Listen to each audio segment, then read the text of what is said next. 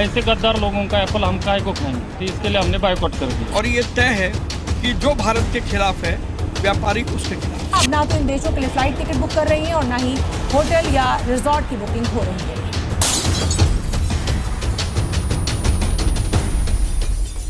दोस्तों, हम तो दुश्मनों को ऐसे ही जूते मारते हैं। 2 साल पहले तुर्की में जब भूकंप आया, हमने यहाँ से खाने की सामग्री भेजी, राशन भेजा, डॉक्टर भेजे, लेकिन ये एहसान फरामोश देश समझ नहीं पाया और अब हम इसके पिछवाड़े पे लात मार रहे हैं। इस 2 मुहे सांप को जल्दी ही पता लग जाएगा कि भारत की परचेजिंग पावर क्या है। तुर्की की जीडीपी का लगभग 10% हिस्सा टूरिज्म से आता है और टूरिज्म का 50% से ऊपर हिस्सा भारत के टूरिस्ट से आता है। भारत अपनी जरूरत का 70% मार्बल तुर्की से ही लेता है और सेब, कपड़े, फर्नीचर और काफी एक बड़ा हिस्सा है जो भारत में तुर्की से एक्सपोर्ट होता है। तुर्की के राष्ट्रपति को भी पता है कि भारत को इसकी कमर तोड़ने के लिए कोई सेना भेजने की जरूरत नहीं है, भारत इसकी कमर ऐसे ही तोड़ सकता है। भारत की परचेजिंग मार्केट विश्व के अंदर सबसे बड़ी है और अगर जिस देश के साथ हम खड़े हो जाए उसको रातों रात बना भी सकते हैं और अगर अपना हाथ हटा ले तो उसको गिरा भी सकते हैं। पाकिस्तान के आतंकियों ने पहलगाम में धर्म पूछकर मारा था और ये देश धर्म देखकर उसकी मदद कर रहा है। दोनों में ज्यादा खास कोई अंतर है नहीं। दोस्तों, ये धर्म देखकर बात करते हैं और हम शक्ल देखकर बंदे को याद रखते हैं। बॉयकॉट तुर्की चल रहा है। जो हजारों करोड़ों रुपए ये पहले कमाता था भारत से,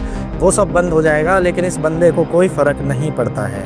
जो आतंकवाद का साथ दे वो देश सही हो ही नहीं सकता। जिन्होंने कहीं ना कहीं भारत के खिलाफ अगर कोई भी कार्य किया है तो सरकार की इस मुहिम में हम सरकार के साथ खड़े हैं। ये पाकिस्तान को सपोर्ट करता रहेगा, चाहे पाकिस्तान कितने भी आतंकवादियों को जन्म देता रहे। इसे अपनी इकोनॉमी की कोई चिंता नहीं है, लेकिन सोचने वाली बात यह है कि जिसने पहले ही तुर्की की इकोनॉमी का बंटाधार कर रखा है उसे इन सब चीजों से फर्क भी क्या पड़ेगा। अगर मार्बल की बात करें तो भारत की जरूरत का लगभग 70% मार्बल तुर्की से ही आता है। Last year 10,000 metric ton marble Bharat आया था और लगभग इसकी कीमत 2,000 करोड़ रुपए थी। सिर्फ मार्बल ही नहीं, डाटा के अनुसार 2023-24 के बीच में तुर्की और भारत के बीच में लगभग $10 बिलियन का ट्रेड हुआ था।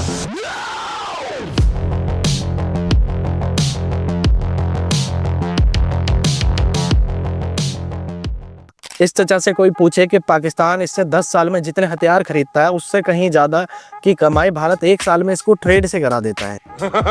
दोस्तों, तुर्की के राष्ट्रपति को पाकिस्तान के पिटने से भी ज्यादा दुख इस बात का है कि उसके ड्रोन्स को हमारे एयर डिफेंस सिस्टम ने जैसे पेड़ से पत्तों की तरह झाड़ दिया। ये भगवान क्या जुल्म है। ऐसे ही पाकिस्तान के चाइनीज हथियारों को जब भारतीय सेना ने कूड़े की तरह मलबा कर दिया तो चाइना से भी इसको फोन आया कि भाई तुम्हें हथियार तो चलाने आते हैं नहीं है, पहले ट्रेनिंग लो फिर हथियार चलाना। दरअसल ये इंडिया पाकिस्तान का युद्ध एक लिटमस टेस्ट भी था, जिसने इन देशों के सुपर पावर्स होने पर भी प्रश्न चिन्ह लगा दिया है। चाइना, अमेरिका, तुर्की, इनके आर्म्स और आर्टिलरी का ये हाल होने के बाद इन्होंने पाकिस्तान में कमी बताकर वहां से तो पल्ला झाड़ लिया, लेकिन ये लोग सोचने को मजबूर भी हैं कि कभी अगर भविष्य में जाकर युद्ध होता है तो भारत और रशिया के हथियारों के सामने इनके हथियार कहाँ खड़े हैं। दोस्तों, भारत और रशिया की दोस्ती दशकों पुरानी है, चाहे इंडो पाक युद्ध हो 1971 या उससे पहले 1962 की भारत चाइना की लड़ाई हो। कभी भी भारत पर विपत्ति आई है तो रशिया हमेशा भारत के साथ अकेले खड़ा रहा है। 1971 में इंदिरा गांधी के टाइम में जब सारे देश भारत के खिलाफ थे, सब के सब भारत पर अटैक करने वाले थे, तो रशिया एक अकेला ऐसा देश था जिसने भारत की सपोर्ट में अपनी पनडुब्बियां और जंगी जहाज़ों को अमेरिका के जहाज़ों के सामने लगा दिया था और मजबूरन यूके, चाइना, अमेरिका इन सबको वापस लौटना पड़ा था। दोस्तों, अगर भारत की परचेजिंग पावर और भारत की एक ह्यूज मार्केट की बात करें तो यहाँ तक कि चाइना भी हमारे आगे डायरेक्ट नहीं भिड़ता है, वो भी कहीं ना कहीं सेटिंग करके साइड बाजू से हम पे हमला करने की सोचता है। पर अगर मार्केट और परचेजिंग पावर की बात आए तो चाइना हो या अमेरिका हो, कोई भी देश हमसे डायरेक्ट नहीं भिड़ता है, क्योंकि अगर हमने कहीं से सामान लेना बंद कर दिया तो उनकी मार्केट पे एक अच्छा खासा फर्क आ जाता है। इतिहास गवाह है।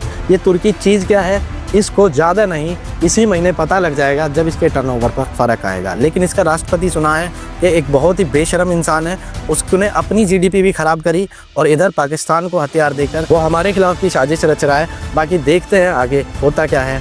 फिर मिलते हैं एक और वीडियो के साथ, तब तक के लिए अपना ध्यान रखिए, अपने घर वालों का ध्यान रखिए। जय हिंद, वंदे मातरम।